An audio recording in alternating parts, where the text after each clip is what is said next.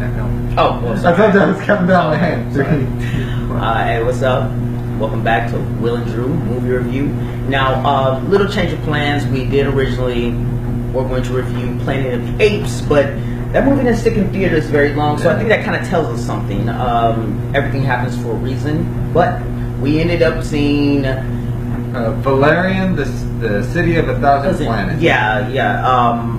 Movie that we really didn't know too much about. It was a last minute, but we made it work. This is a movie that's based on a French comic written by Jean-Claude Mézières and Pierre Christian. Sorry, that's the best French I can do. Sorry, get me. Sorry if we botch up any famous names, but we're not French. Now, actually, I actually recently learned that this comic strip is actually what inspired Star Wars. So while watching the movie, I did notice a few things that were extremely similar to Star Wars, like their spaceship looked similar to the Millennium Falcon. The characteristic of Valerian was a lot like Han Solo. The intergalactic battle scenes. Yeah, compared. And while a lot of space they were species. While they were a lot alike, it was still kind of fresh to me. I liked it. Yeah, it was good. Yeah, it was good. It wasn't what I expected, but at the same time, it wasn't what I not expected. It's like how I've stated before about predictable, things in movies. You can see them coming from the get-go. In this movie, I had one scene. I'm not going to spoil it. There's just one thing, one little small line that was emoted, and that kind of like gave it away for me for a scene that happened much later in the movie. But I think even in the middle, you can kind of already see that coming. But like I said, I'm not going to spoil that for you. It's just one little, line emoted, and it just set off the whole tempo for one character. Yeah, the main villain is kind of predictable.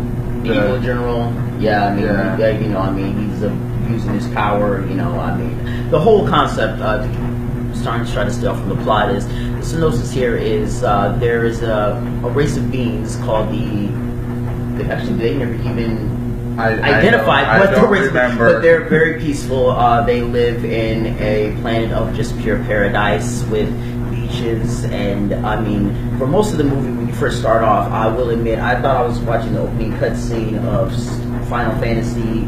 Right now, Final Fantasy 25 probably be on if we're really being realistic. But it's not overdone, but it does start off a bit of nothing but a CG world, and you start to at first believing that you're going to watch nothing but a CG movie, but it goes a completely different way. It goes to live action much later. And it got a rating of PG, but in today's day and age, I'm not sure how it got that rating. Died. There were a couple of the main characters that you didn't see coming, meeting their demise, and you're like, oh, okay. It wasn't gruesome, bloody. Granted, everybody had a gun. I don't know what it is. I don't know what it is with Hollywood, but if you change the color of the blood, it is like officially it's still not blood. Yeah. So I get maybe that toned down the rating a little bit. Well, I don't know. Some of the fight scenes were kind of comical, but in a sense, if you really cut through the nitty gritty, people were dying. Somebody was killing somebody else. You can't cut that any other way. I don't care how simple you make it. And I don't know. It kind of follows the whole plot, like I said, with the race of peaceful alien beings who are, probably much more humane than us humans will ever be. And it follows the story of a major and his coworker who he's intermingling with on company time, which we know by military standards would be a big no-no. But I guess by the year 2150, we got a little bit lenient on things. You see us as humans meeting and cohabitating with many different beings from across the world, galaxy. It just gets to it. Oh, and another more thing too, for all the people in this world that just want us all to come together as one being. As humans, yes. When it comes to mingling with alien, because Drew, I saw some half alien, half human. No, human and alien DNA it cannot look that cute. It gives us a warning sign. Yes, we can hang together. But species wise, if your partner has more than two eyes, maybe no, just be friends. Just be friends. Yeah, the interspecies relationships are fine. Just don't take it that far. It does not turn out very well, but it does create a very civilized society. And when I we're just reading the title of what was it, City of a Thousand Planets. Yes. It really is a city of a thousand planets. Like I said, imagine us humans just intermingling and just cohabitating with just species across the galaxy, and that's pretty much what we're going to be. And like I say, it may sound kind of like nothing but a kids movie, but it's not. It's got enough, like, not to really take you too seriously, but enough to just keep you like, I'll say well. Yeah. They do get a lot of exposition out in the beginning. The first 20 minutes, they get a lot of exposition out. Valerian, the main character, basically goes through his entire backstory in the first 5 minutes that he's on screen. And when they finally reach Alpha, the name of the city, you'd swear they'd never been there before, because they had to ask their spaceship about, brief history, what is this, what's going on, can we get a layout of the districts, Yeah, and they got it all. Man, modern technology is advancing still to get up to something like that. I mean, hey, it got to the point, man, it's already bad enough, we don't even need to read books anymore. Books are reading themselves. Now, if you want to find out about your whole backstory, yeah, just give me about 5 minutes. I can be your whole life in about 5 minutes. But like I said, Drew, it like I said, it taught me very well. I expected it to be just like an intergalactic movie, but it came off a little bit more than that. Like I said, when you start with a lot of the CG, they didn't overdo it. They just did it when they need to. And afterwards, the only time they needed to do CG was for the alien beings. Yeah. Who really weren't in the movie all that much. Yeah, but there's one. Okay, so get this. Like 2/3 of the way through the movie, shit's going on, and this guy, the Valerian, the main character, needs a disguise, and so he walks through this district, and he finds this shapeshifter, voiced by of all Rihanna. People. Yeah, of all people. And I don't know how she got in this movie. And please note, this girl is a stripper. And it's... Tell them what type of stripper she is. Be specific. Tell exactly what it is. Tell them, is she human? No. She, like I said, she's a shapeshifter. She changes shape literally at will. So, not to you, but... hey, some of the things she turns, when she turned into that nurse, she can turn to at will, but her main form looks like Jello. Yeah. And her name is? And her name is Bubble. But so after she had finished her dance for Valerian, I could not help. I leaned over the wall and went, I need me one of those. It would be nice. I mean, anyway. Getting her mind off the... Rihanna had her part here, but I kind of felt they kind of killed her off a little bit too early. Sorry, spoiler right there. Yeah. Kind of kill her off. And this actually should not be a spoiler, because I think she gets a total time of, if you add it all together, 10 minutes. Yeah, about 10 minutes. If we don't include her, because that's just thing. About 10 minutes screen time, and I just was like, wow. But first and foremost, I was kind of surprised how she got into a movie like this. But we have to remember also too, she was in Battleship. She was? Yeah, she was in Battleship. I didn't know that. Trust me, I think a lot of people don't know that.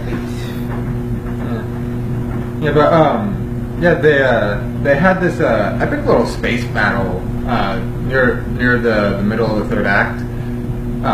It was in a flashback, but they had this little space battle, and it was a pretty awesome space battle.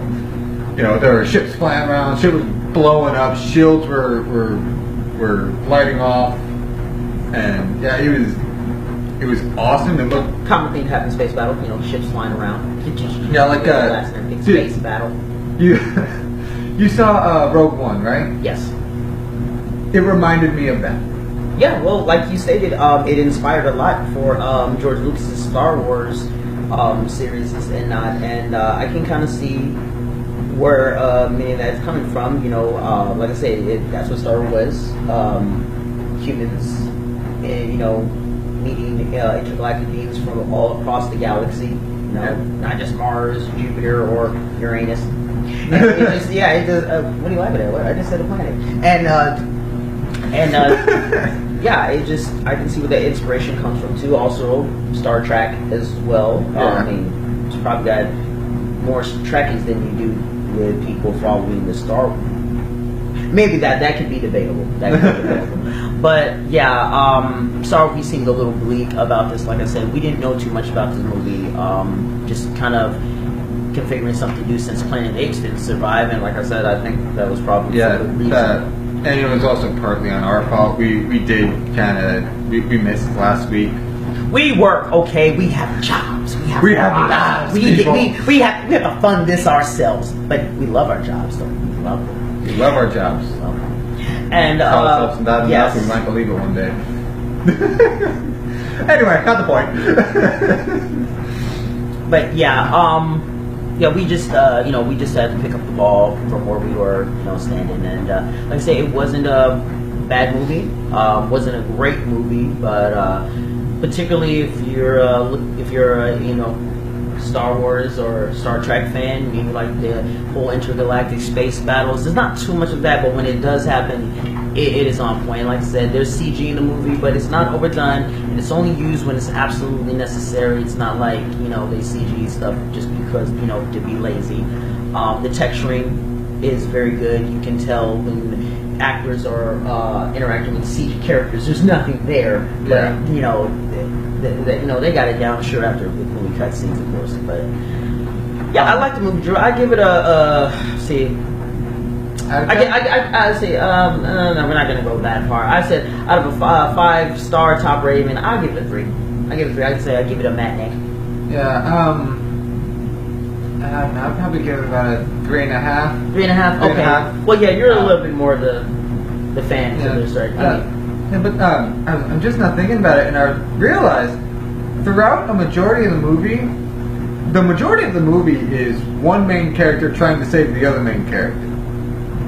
The whole fucking movie is like that. But how you right from the get-go. But it wasn't always brave hero guys saving damsel in distress. They actually, they flipped the roles back and forth, and not willingly either. She had a very strong demeanor about it. Yes. Actually, speaking of that girl, did she kind of remind you of Boss? No. Honestly, how when he gave an idea and she said, "No, I've got a better one." Yeah. And her idea was better. Her idea was better. See, the thing about her though is she didn't emote very well. I've noticed a lot of her lines were pretty bland. Well, she had excellent body language when she was trying to get the point across to the general. She hit him in the face many times repeatedly. He got her point, did he not? Yes, verbally, no, she didn't correspond well, but her body language, the action speaks louder than words, and her action spoke louder than a lot of words in that script. She hit him many times, and he 5-star general. She was only a major. I mean, there's a big rank. No, I thought she was only a lieutenant. Oh, yeah, that's right. Valerian's a major. That's right. But either way, he outranked her, and she got him to see her way. 5-star general. Even with the Valerian kind of caught me as a walking contradiction, though, because he near the end of the movie he's saying, I'm a soldier and I follow rules, and I couldn't help but think, literally 5 seconds ago you were punching a 5-star general to the ground. How is that following the rules? Dress is called for drastic measures. Maybe, but I don't think any measures called. Well, yeah, you can't. You're not allowed to attack your superior officer. That could have some. No, yeah, that's we're man, we're sending a bad message. Man was a walking, talking contradiction, and the girl was a walking, talking, kick-ass robot. No, granted, the action in it was amazing. Yes, the storyline was pretty good. The species that they were trying to save was. You only call them that because they never clarified what exactly their race is called. They never did, but they said they were a race of peace. So I just perhaps they did say what they were called, and we're just both blind and or deaf. Yeah, I don't know. Like I said, we just had to pick the ball. But hey, we did. Yes, we did. Yes, we did. Yeah. So it was a good movie. Good action. Good story. You know, the species were nice and diverse. Do you see them making? Oh, what I wanted to talk about. Do you see a game of this movie coming to pass? Because, like I said, watching the first few minutes, I thought I saw a cutscene, and I could. If this movie, like you stated when we left the theater, isn't a game already, there's something right. If it isn't a game already, it will be soon. This movie will become a game for each system. I'm not sure how the multiplayer is going to go, but it will be. It will happen. Probably like Intergalactic Skyrim. That's probably going to do it. Yeah. I can see this universe is just that big, 1,000 planets. But we'll have to see when the game comes out. So, like I said, if you want to check out the movie, hey, you're not wasting any time, killing any time. It's not a bad deal. Yeah. It was a good movie. I don't know if I would go watch it in theaters again. But no, I can't say I'd watch it again. It was just one of those. It was good. I definitely recommend going and seeing it, but I wouldn't recommend going and seeing it more than once. Yeah. I mean, this is something you can wait for Blu-ray. Blu-ray. No one will harp on you if you've never seen it. Yeah. So. Yeah.